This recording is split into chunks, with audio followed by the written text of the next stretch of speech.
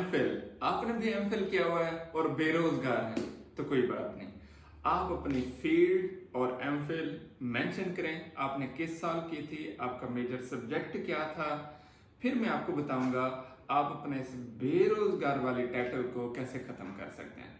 मैं भी आपकी तरह एमफिल हूं लेकिन बेरोजगार नहीं हूं, अच्छा रोजगार वाला भी नहीं हूं।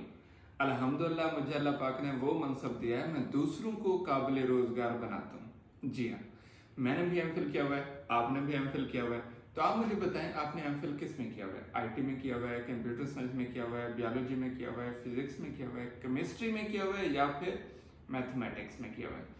जिस चीज में किया हुआ है आप कमेंट करें, अपनी डिग्री का ईयर लाजमी लिखना है। आइडिया हो जाता है कि इस बंदे ने आज से 4 साल पहले एमफिल किया है, ये इसका सब्जेक्ट है, तो इसके लिए कौन सा काम फिट रहेगा, ऐसे सोचने में आसानी होती है।